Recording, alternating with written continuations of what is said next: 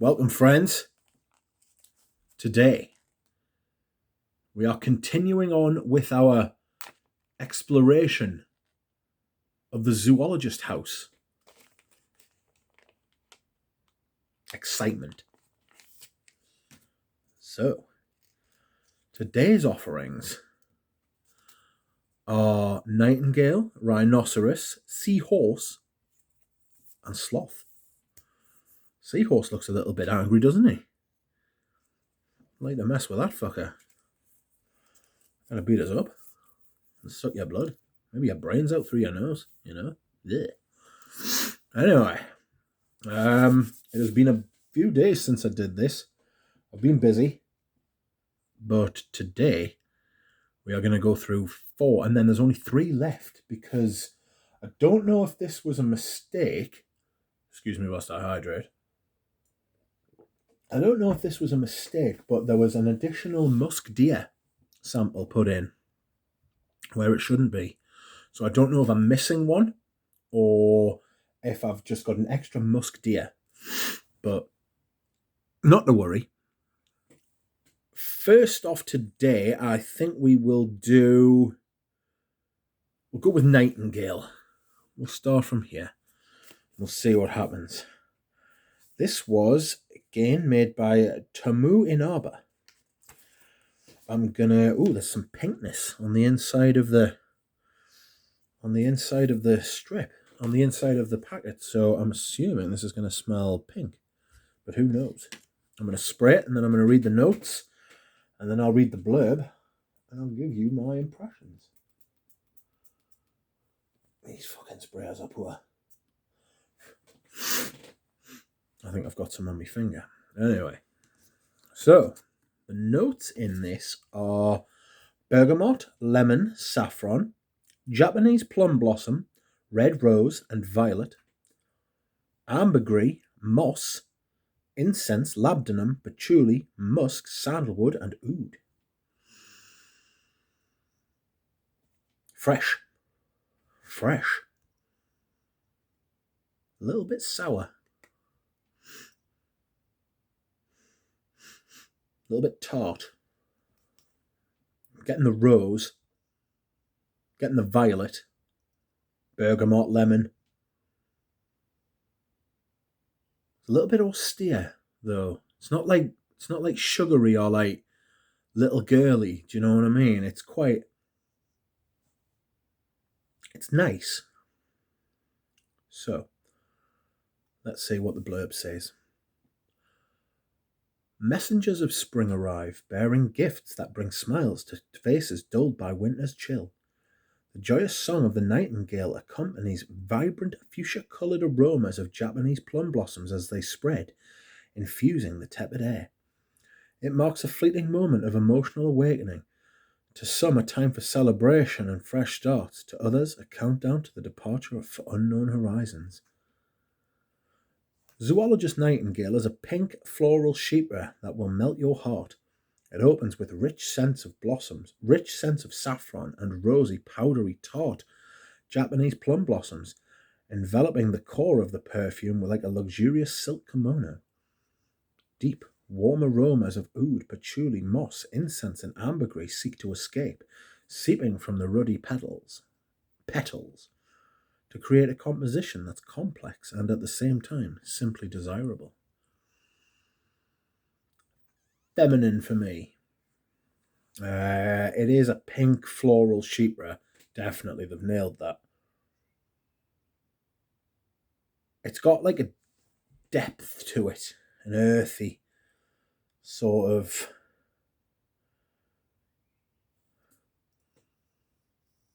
violety. It has got violet in it, yeah. It's sweet, but not sugary sweet. It stays the right side of like the sweet sort of thing. It's very floral. It's very soft petal, pink sort of vibe. I know, it feels like, when you touch like the petals of a flower and they're very soft, a little bit furry. That's what that's like. A little soft, a little pink. warm, fruity. It's got a lot going on. It's very well made. Next we will try Rhinoceros. Let's see what Rhinoceros is like. Everybody's been saying they can't wait to see my reaction to T-Rex. But that's going to be on the next video. It'll be the last one as well, because it is the last in the line, I do believe. Ooh, Rhinoceros has stained the paper. Alright. So, we will read the notes. The perfumer is Prin Lomros. Prin's done a couple for the house, hasn't he? I can smell it already. Top notes are pink pepper, whiskey, coffee, rum, and basil. Heart notes are leather, incense, tobacco absolute, fluve, I don't know what fluve is, and ylang ylang.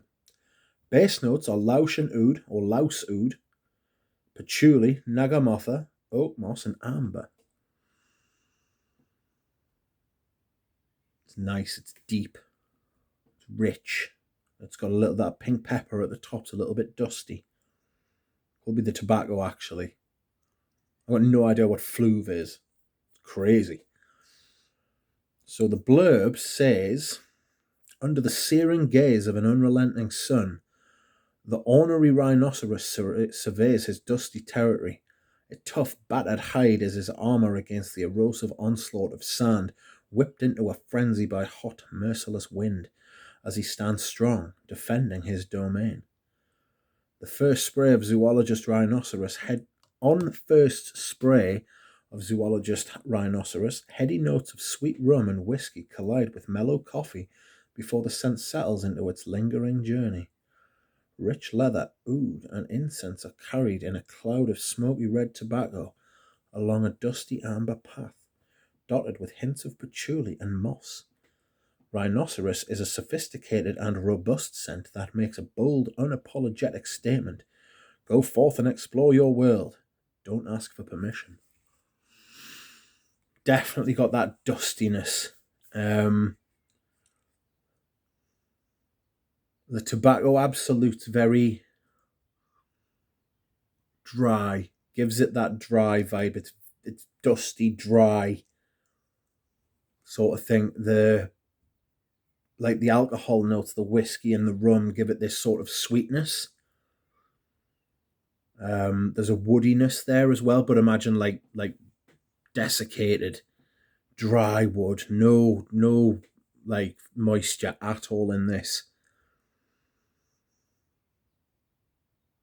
Like even the whiskey and the rum are like dry. The basil adds to the dryness. There's a leather and incense. It's very dry perfume.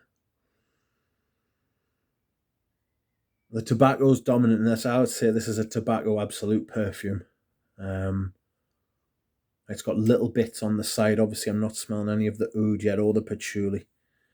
Maybe a tiny bit of oak moss. It's a tobacco absolute. It does represent like a dry, like rhinoceroses always seem like they've got like dry skin. That definitely represents like a dry hide, Even if it's not leathery, it's more tobacco-y. Very interesting. Next, we will do Seahorse. Seahorse looks raging. This is made by Julien Rascanet, and I am a massive fan of Julien Rascanet. Huge fan. If I'd been Dior, that's who I'd have got instead of Francis Kurdejean, but what do I know? The juice is blue. I don't know if you can see that. It is blue juice. So here we go. I'll put the sample back. I'll look at the note. Oh, I can already smell marine. The notes are cardamom, fennel, and ambrette absolute. Heart notes are clary sage, tuberose, and neroli. Base notes are algae absolute, vetiver, and ambergris accord. So it hasn't got real ambergris in it, but it does have ambergris accord. got ambroxan in it. Stake my life on it. It smells like a blue fragrance that you would smell in a shop. This is a blue fragrance. But we'll give it a minute. We'll see. The blurb says, balmy sunlight trips across foamy turquoise waves, sending rippling halos onto the coral below. On the lagoon floor, anemone and seaweed sway in unison, limbs pumping to the rhythm of the current. Hovering among the coral branches, a group of seahorses gazes shyly on. The pulsating beat calls to them, and the two pair off, their tails entwined in a delicate waltz. Soon their passion is spent, but the memory of the dance lives on, for the pouch of the male seahorse tenderly cradles a precious clutch of eggs. Zoologist Seahorse invites you to wade through a vibrant coral garden. This unisex scent turns expectation on its head, with such surprising couplets as tuberose and seaweed, sage and neroli, and fennel and vetiver. This delightful melody will sweep you away on a wave of joy and abandon. It's a blue fragrance. It's an ambrox fragrance. I am seriously unimpressed. I'm not going to lie. This is pretty bland. In fact, it's extremely bland.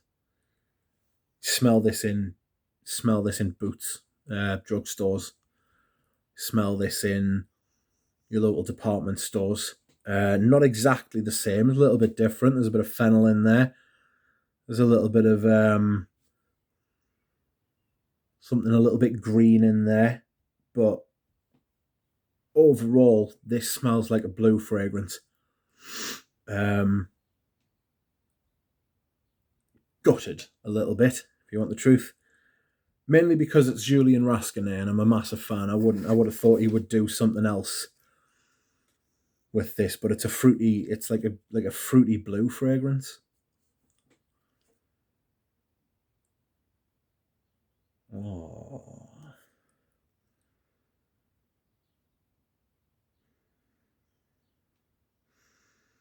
I'll be honest, I'm probably most disappointed by that one. Yikes.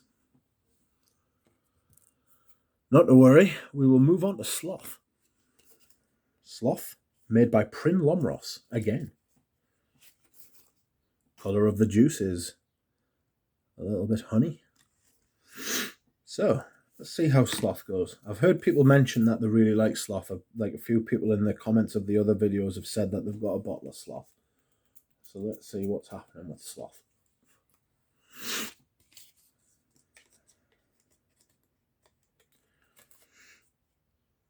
So, top notes are chamomile, acai berry.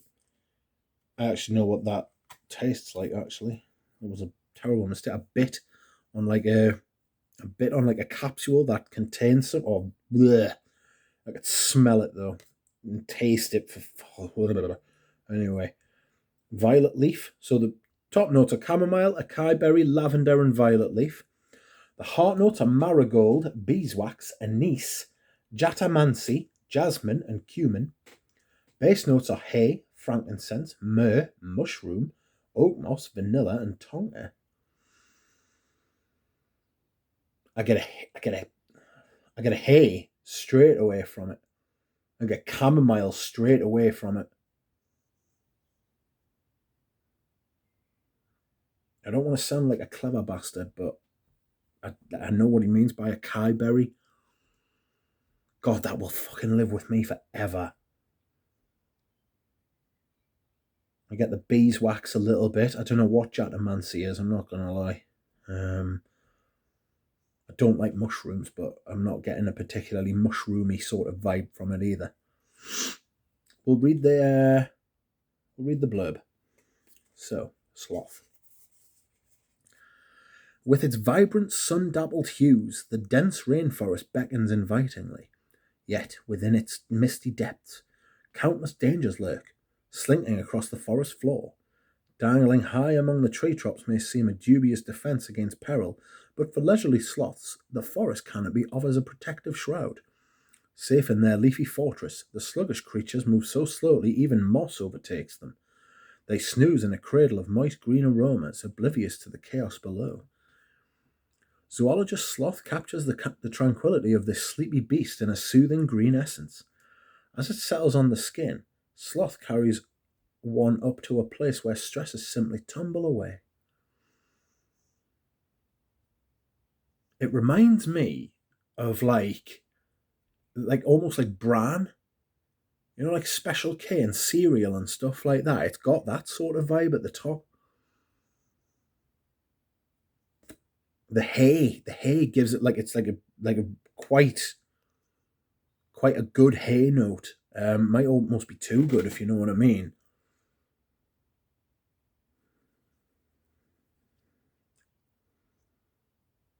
Chamomile, very much chamomile. That acai berry.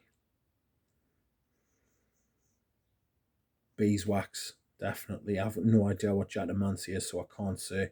Hay, huge. Maybe a little bit of myrrh too, a tiny bit. Okay, so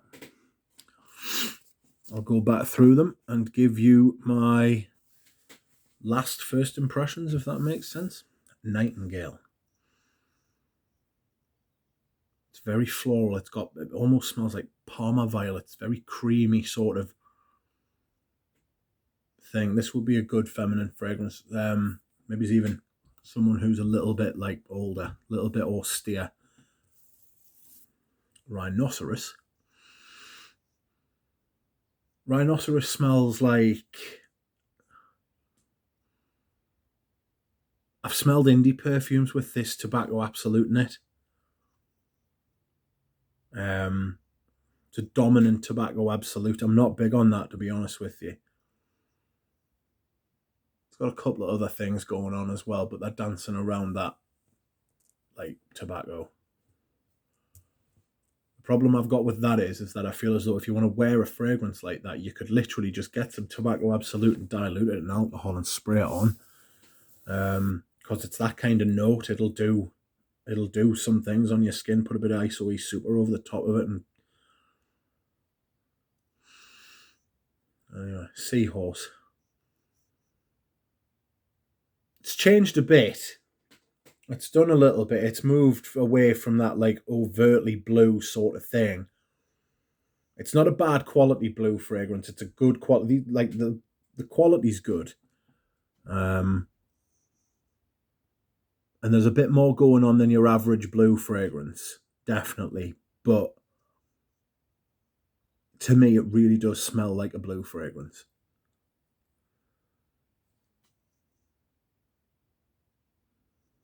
I bet this lasts for days on skin. Blue fragrance. Not a fan of that. Hey, like it's got that. I don't want to say austere, but it's got that sort of like very plain sloth, very plain hay sort of note. Like wheat, a little bit wheaty. You know, I haven't tried any of these on skin, so these are just first impressions. Be left in no doubt. This isn't like me be all and end all on any of these fragrances, but I won't be trying any of these on skin. A little bit disappointing, to be honest with you. Thank you very much for joining me today. I will be doing my next Zoologist fragrance maybe tomorrow. And in that video, there will be T-Rex. And everybody seems to be waiting for us to try that. So I'm looking forward to it. Thank you for joining me, everybody. I will see you again. Goodbye.